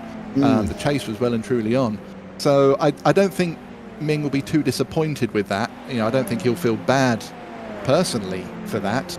But I do think that not having your main rival up with you and winning it in an epic battle, I'm sure he'll feel that something was not there for this race. You know what I mean?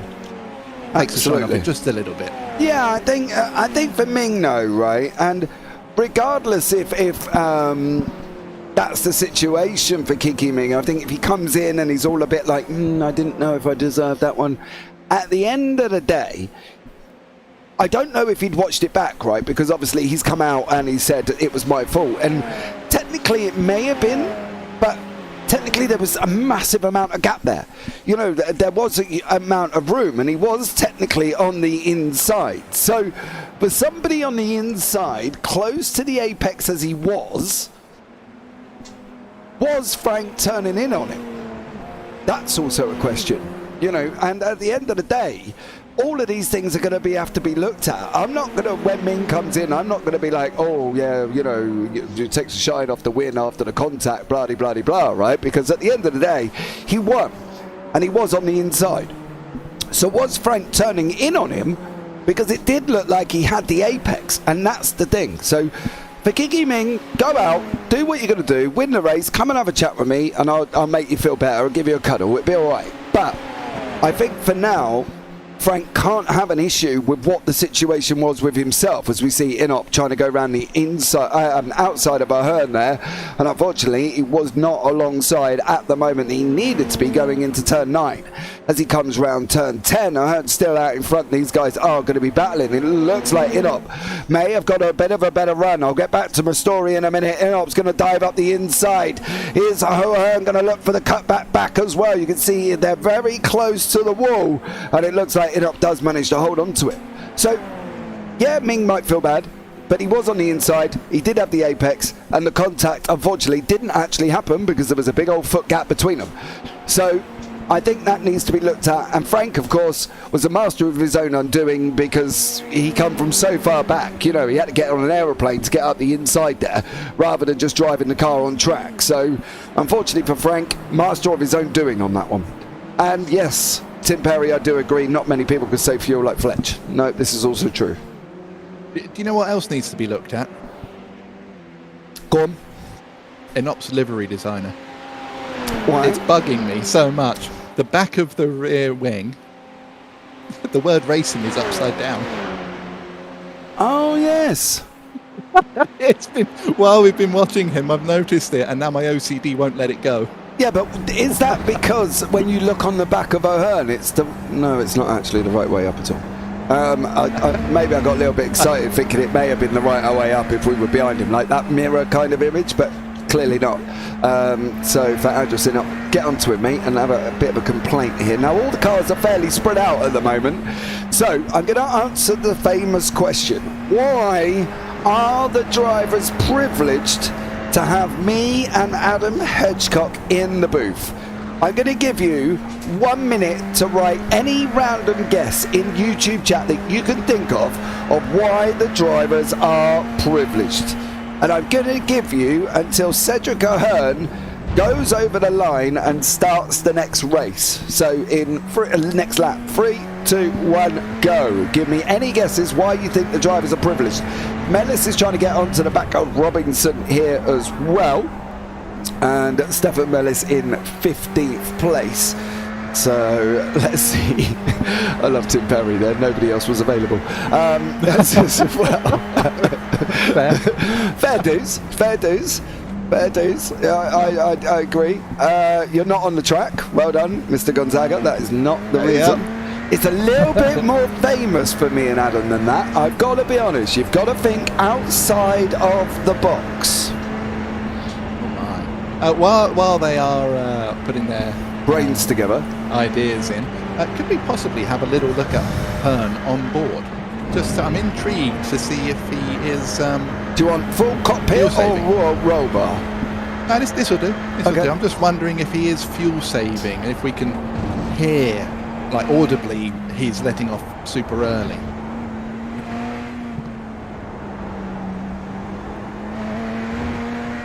I mean, he's getting on the power pretty quick, isn't he?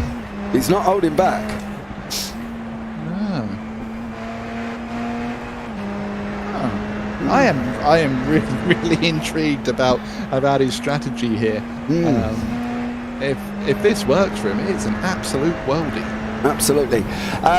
Ria, because Zach asked for it and you can only stand so much of him. No, that's not true. And George Gonzaga, founding members of JPB. Well, that bit is true. Yes, me and Adam have been together since probably he near enough started and I near enough started. So I guess you're kind of on the right lines, but you're not quite there. Both me and Adam, out of everybody within JPB, are the only ones to have this. What can you think? Stefan Mellis has cleared Guy Robinson. Robinson's trying to come back up the inside around the last couple of corners here. Robinson does manage to hold on to that one as well. And then, of course, Gordon Haig is fine out. Mellis is not letting this go here. He's trying to get back onto the back of Robinson. So Stefan Mellis trying to make that up that position as well. That will give him 10th overall. If he gets up the inside, Robinson could end up going out onto the grass here. He's had to turn off and try to slow that car down. Mellis is running him side by side round into the inside of 3. Robinson with that outside line of 2.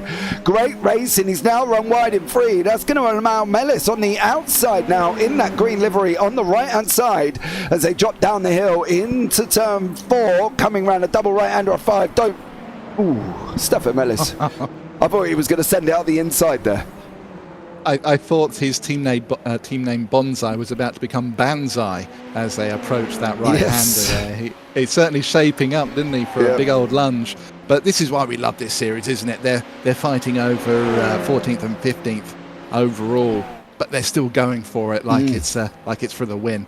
Yeah. Brilliant to watch, and this is what we've been fortunate enough to see all season long. Yeah, absolutely. And has the guesses dried up? Have you all conceded defeat here as well? Can anyone get it correct? Well, let's see. I tell you what. Oh, James, I've finished my rig. Well done to you. Awesome stuff. Till Guy Robinson goes over the line. Tested at Chicagoland and asked what good times were. I was hitting good times without much practice. Some sort of anniversary from the first broadcast together. No, actually, because the first broadcast we did was Peck. It was Peck. Yeah. No, you're not thinking outside, Tim. You're not thinking outside. Me and Adam are the only 2 people to have this title. Oh, I know exactly what it is then. Yeah. Hold on. I've twigged. Shh. Let's see. Stefan Mellis still running side by side. Guy Robinson and Stefan Mellis having a good old frantic battle here as well. But H doesn't go outside. Yes, I know that is true. But actually, you're lying there. Because I saw a message the other day that Hedge was outside for quite a while. So Tim Perry. I was. Yeah. You know what I mean? There we go. If anyone says equipment doesn't matter, they're wrong. Well, I don't know. I was never good on a Logitech G29, let alone give me a Fanatec steering wheel. Right. Let's finish off here. Richard Hearn has just lapped Guy Robinson, I believe, as well. Right. Your answer to everybody who couldn't guess it, why are me and Adam, why are the drivers privileged? Because me and Adam Hedgecock, out of everybody in JPB, are the only ones to make the final 5 of the Simi Awards. We are both award nominee final 5 finalists. Now, mine was in 2022, Adam's was in 2021. Yep. So that is why we are the only ones out of JPB who have been nominated for an award within Simracing. So Adam for the amazing photography he does as well. You can check him out at mrhedge.co.uk, and me for commentary, and you can, well, you know where to find me. I'm on the JPB YouTube channel or on www.jpbroadcasting.com. Thank you very much. So there we go.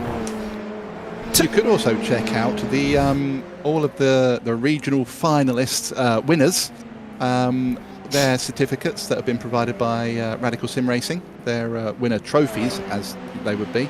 All the pictures on them are also by me. Well, there you go. Check out the work directly there, related to this series. So there you go. So although Jorge Gonzaga, you was remotely right with the founding fathers of JPB. Well, I wouldn't say we were the founding fathers, but when I started out, the first person I went to for photos was Adam, and me and Adam have been working together 18 months? Yeah, it's got to be. 18 months. Yeah. So yes, you were on the right path, but we are the only 2 people within JPB who have been nominated for an award within Simracing. So there you go, for all you people who like trivia knowledge, and clearly I was the only one that knew that until Adam finally triggered. It was when he said title, I was like, oh, I know. I know. Yeah, see, you got, keep everybody entertained here, sir. You know what I mean? We got to. I should have known. It's in my Discord info box. I should. Exactly, and it's in my. I think it's in my profile somewhere on. So there we go. I'm watching Stefan Mellis and Guy Robinson, right? And I've watched them back now, and they've swapped places no fewer than about 4 or 5 times already.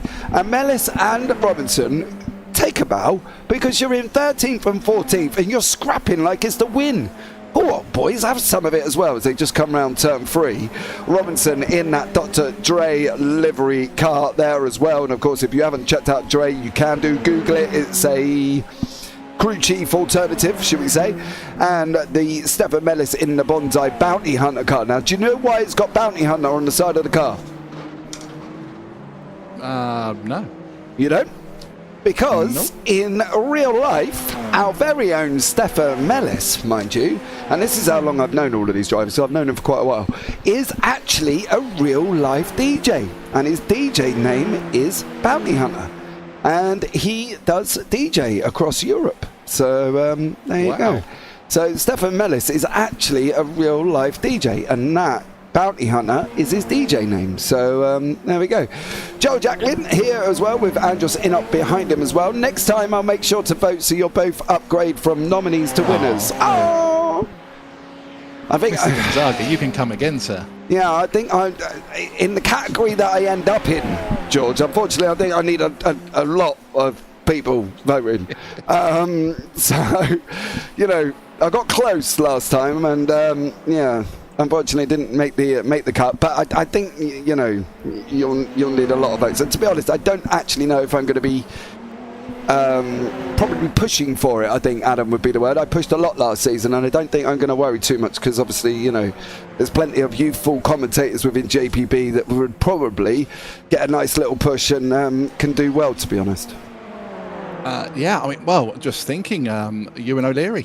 Yep. JPB regular, has done amazing commentary while here. He does it elsewhere also, and some of the work he does is absolutely phenomenal. Excuse me, I didn't mean to grind like a growl like a lion there, but unfortunately for Inop, that was incredibly close to Joe Jacqueline, and he nearly lost it there as well. Yeah. O'Leary, absolutely, fully agree with you. Zach Sweeney's another one who has done amazing things this season as well. It was quite interesting actually. We were talking through Zach Sweeney's diary last month for the month of August. And he was like, are you aware I've commentated for you 17 out of 25 days? I said, well, there you go. Aren't you lucky? Dedication. I know. While we were having a lovely chinwag, we're down to 3.5 minutes. We are. And also, it missed my eye, and I'm sure it missed yours as well. Kiki Ming actually went off track for 5 seconds. I was just looking at the timing tower thinking, I'm sure he was a lot further ahead. Oh, turns out he'd gone for... Oh! He's got lucky. Wow. Wow. I wonder if that's just a concentration thing. Because he hasn't been challenged for such a long time. He's just putting the laps in. So it is a... we got 7.4 seconds, mind you, as well. So Ming has still got a bit of time. Probably make sure you bury turn 5 again, dear sir. Otherwise, you could be in deep trouble if that happens as well. So Kiki Ming there, coming round turn 4. Get it correct this time. Well done. Go, Gordon Haig. Oh, that would have been a moment of regret for Gordon Haig if he did manage to take out the leader of the race. So that would have been interesting. But turn 4 strikes again. That would be the second time in a week that I would have seen that happen on one of the leagues I watch. The championship leaders. Mellis! No! DJ Bounty Hunter has gone off the side of the circuit. Oh, great battles with Robinson there as well.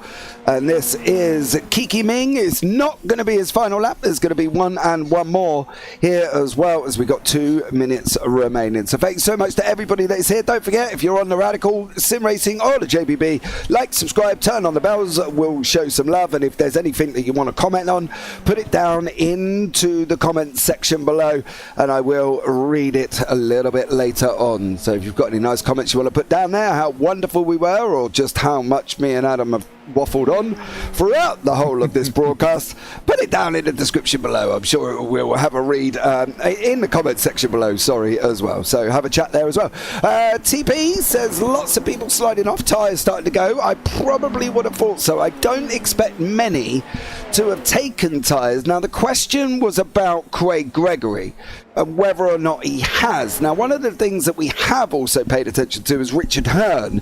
And if Richard Hearn has managed to get to the end of this with a pit stop time that was only a second slower, pit stop, and I mean stop, a second slower than people who pitted 16 laps after him, I think Richard Hearn has pulled a masterstroke here as well. So Kiki Ming has just gone over the line of starting his last lap, but I think for Richard Hearn, somehow he's managed it. He has, and what a way to do it, an absolute masterstroke. Let's just hope he does get to the line. I wouldn't be surprised if we hear him coughing and spluttering as he crosses the line at the checkered flag. But yeah, he's starting his last lap now. What a drive. And let's not forget, he had that half spin as well. So he got back on with it and got his head back down and carried on pounding the laps out. I mean, we know that we saw Gregory, Benoit as well, and they're incredibly fast. We've seen them having their battles, put in some amazing laps together. But somehow, Hearn has weathered that, and Ming knows already. 5.5 seconds. He's celebrating already. This answers your question, doesn't it, James? He is not shy about celebrating. No, Kiki Ming coming round turn 8. He's going to go left around 9. Then he's going to be coming into turn 10. Kiki Ming is going to take this win. He's going to come over the line. There he is. Takes the victory from Kiki Ming. Timber, he's going to get second place. And then the man from the UK, Luke Maxwell, will come over and take third. Richard Hearn is going to take the victory. Oh, he is. Listen. Oh, no, he's not. Oh, maybe it just might have been the way he was driving. Richard Hearn takes the first place in the AMS with the Lightning McQueen of John Benawalid, who will be coming over the line very, very shortly. And Robinson and Mellis. Oh, Robinson just got Mellis there as well. There goes Benawalid for second place. And then, of course, we've got the likes of John Gregory, who will be coming over the line in third. Not John Gregory, Craig Gregory. Sorry, there as well. Great driving from all of these guys, you know what I mean? 60 minutes, hot cockpits, hot rooms. You know, they've done a great job. They really have. Absolutely amazing to watch. There has been highs, there's been lows, there's been controversy, there has been outstanding overtakes, there's been some kind of funny off tracks. It's had everything. What an absolute joy to be able to witness it. And Jürgen Frank has come out. A bit of information from the pit lane. Sorry for the risks while trying to charge to the front. Net codes were a mess today, though, as well. And that is correct. They did cause him the problem. Unfortunately, the second one, though, so it was unfortunately on you. But Kiki Ming is your pro winner of the season finals here for Radical Sim Racing. And Tim Bertie is in second. Luke Maxwell, third on the podium. Rudolf Nagel in fourth. Richard Hearn, the man who pitted on lap 10, has managed to get to the end of the race and wins the AMS with Philip Wyatt in sixth. And then we've got the rest of the AMS, AM podium. John Benawalid in seventh, Craig Gregory in eighth. I think Gregory might rue the day here that he may have taken tyres. I got that funny feeling it'd be interesting to have a chat with him if we get time. Andrew Sinup in ninth, Joe Jacklin 10th, Gordon Haig down in 11th, Mike Klausing in 12th, Guy Robinson and Stefan Mellis had a battle all the way to the line. It was Robinson who come out in front, Chris McDavid 15th, Cedric Ahern in 16th, and then we've got Mike Busson, Rafael Benavides, Jürgen Frank, John McCutcheon and Rafael Blanco, who did not finish the race. So there we go. I think for 60 minutes that was tough, Adam. That was tough, especially at Mosport. I mean, Mosport is tough for a 20-minute race, let alone a 60-minute race. So, yeah, fair play to every one of the drivers out there. They've given it their all. And like I said before, you kind of run out of superlatives for how this group of drivers display themselves, show the qualities that they have. It's been breathtaking. It's been such fun to watch because it's been entertaining, good racing. Yeah, it definitely is here as well. We can have a chat with the man who come over the line as your winner of the AMS here as well. He pitted on lap 10, some 10 to 16 laps ahead of people, and he still managed to finish the race with fuel. Richard Hearn, welcome in, dear sir. How are you? I'm feeling great. A little sweaty right now, but that was a lot of fun. Yeah. How did you manage it? After the heat race, it was actually tough to pass, and when we were racing in that little pack, we were just kind of holding each other up. So I just, as soon as my pit window opened, I just went in and just had to just go balls out the whole time, and hopefully it worked out, and it did. And you had enough fuel as well. Did you worry about running out before you got to the end, or did you think, actually, do you know what, I'm probably at 100% now, I don't have to worry? No, I cut it a little tight. I had 0.2 gallons left when I crossed the finish line, so I had to lift and coast once I got a gap to fill up there. Right, okay, but well done to you, sir. All that season's hard work has come to fruition, and you've taken the AM victory. How do you feel? I feel really good because, it was tough. It's tough just doing those laps for an hour without making a mistake. I made one small error. Cost me about 5 seconds, but I don't think it would have changed anything. But in the end, looking forward to just moving up to the pros and running with those guys and just getting better. Yeah, well, awesome stuff, Richard, as well. Congratulations on your AM victory. Anyone you want to shout out before I let you go? Like I said, my girlfriend letting me do this, but you guys on the broadcast and doing a great job. I can't wait to watch it. And also to Sandro and Diego for just kind of organizing this up, and hopefully we can grow it and make it something bigger for next year. Awesome stuff. Well, Richard, thank you so much for joining us there, bud, and congratulations once again. Thank you, guys. See you later. Take care. Right, now we're going to have a chat with the man that finished in second place, who I probably just interrupted his conversation now because he was still talking. At that moment, he come into the booth. Mr. Luke Maxwell, third in the sprint, not that that mattered, third in the 60-minute race. Luke, welcome in, sir. How are you?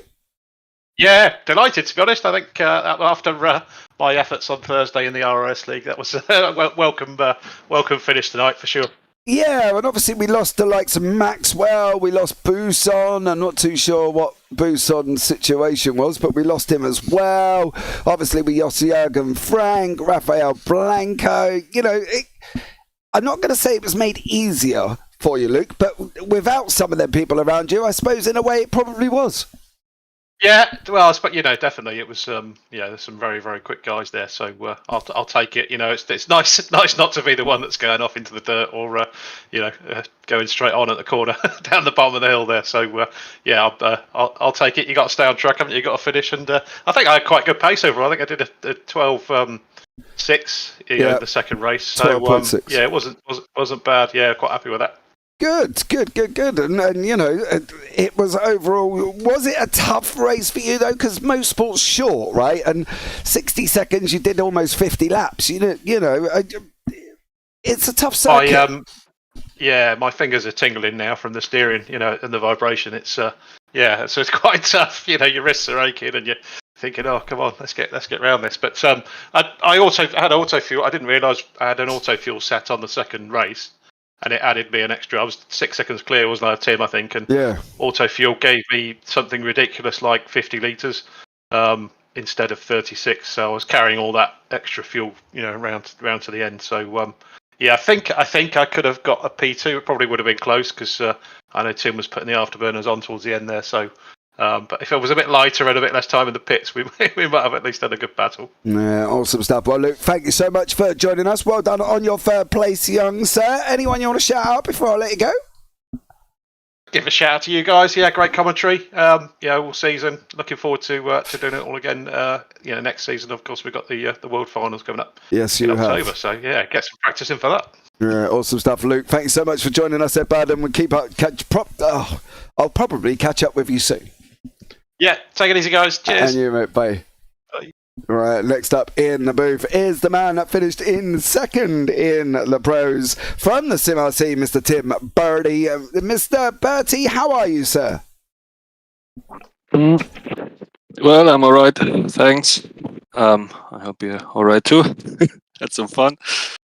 I'm always all right, mate. It was a good race, somewhat made a little bit less competitive with losing the fact of obviously Buson, Frank, McCutcheon and Blanco. But it's like Luke says, first, to get first place or second or third, you've got to finish, right? And you managed to finish at what is a very difficult circuit. Yeah. I mean, I think by far the most difficult corner is Moss corner. Yep. Double right-hander over a little hill onto the back straight. It's not easy. I went off there once in the race and I think I lost like 7 seconds or something with running straight ahead of Luke. And yeah, luckily he had some issues with his refueling. Yeah. So I was able to come back come back out ahead of him after the pit stop. That was kind of lucky for me then. Yeah, I'll take that P2. It's fine. Could have been worse. Yeah, it could have been worse. You could have been chasing Luke down and trying to get that third place because Luke, as he said, was carrying an extra load of fuel. And without that fuel, we probably could have been ahead of you. But for you itself, great season, coming into the finals, finished third overall. It's not been too bad, is it? Third in the regular season, third in the season finals. Next season, of course, will be up and underway, and then we go into the Worlds. What's the ambition for Tim Bertie next season? We'll see next season. A man who likes to have a target. I appreciate that. Yeah, answer. we'll see next season. All right, Tim, thanks so much for joining us there, bud. Anyone you want to shout out before I let you go? My teammates, of course, as always. Bad luck for Jürgen. I mean, I haven't seen what happened there in the sprint race to him, but I don't know. he might have deserved the win in this final. And to Rudy, of course. And also to Max, who I think just didn't make it in terms of points to the final. Let's see. Maybe we come back all together next season. Yeah. And shout out to organizations of the league and you guys doing the broadcast. And well, we say that every time, don't we? So, but it was fun. Thanks. See you. See you later. Season. Take care, Tim. Yeah. Well, there you go, Adam. That brings us to the end of this first season of finals. Of course, it's been an interesting format. I like the format. I think that's great because last time I did a final, I was trying to work out scores, and that was just absolutely horrendous. Me and maths don't go together, plus trying to comms. So I think this format works. I think, to go at it and just go straight for whoever finishes in first wins. I think the format itself works here as a possible world final format. No, I agree, and it plays that way all the way through the season because you don't have to perform brilliantly every week. You just need to get yourself into the finals. So having watched it, this is the first time I've watched it completely, a season-long version of this. It was absolutely captivating. A brilliant way to end it. I love this winner takes all kind of thing at the end. The race to set the grid for the feature race. I'm a big fan of it, and having seen what we've seen and the people in YouTube chat who've been commenting during it, I think we've all been thoroughly entertained. And if that's the case, then I would call this a massive victory for everyone. Absolutely. And Craig Gregory did confirm he took tyres. So there we go. Craig Gregory taking tyres as well. Thank you so much to everybody. Of course, Tim Perry, CJ, Ria, who else have I missed? There was loads of people at one point. I can't remember all of you. So thank you so much to all of you. Craig Gregory jumping in, George Gonzaga, Franco Sanchez, Kettle Larson, Chris Vasquez, Stephen Play, Sandro, of course, as well. So much love to every single person who has jumped in the YouTube chat. And don't forget, like, subscribe, turn on the bells, because we've got a lot more racing coming up on the JPB YouTube channel. In fact, in about 2 hours and 20 minutes, you will see the IGP F3's round 12 kicking off as well. Don't forget as well, if you don't want to get yourselves involved in some TCR action or GT4s or Clios, join the JPB League's Discord, which is also down in the description below. So F3's later on from Monza. Well, that could be an interesting one. So hopefully we'll see you in about 2 hours and 20 minutes. But for now, guys, from myself up here in the booth, I've been James Parfitt alongside my good friend, Mr. Adam Hedgecock. You all take care. Have a great week. And you never know, we might see you on the track sometime. Good night.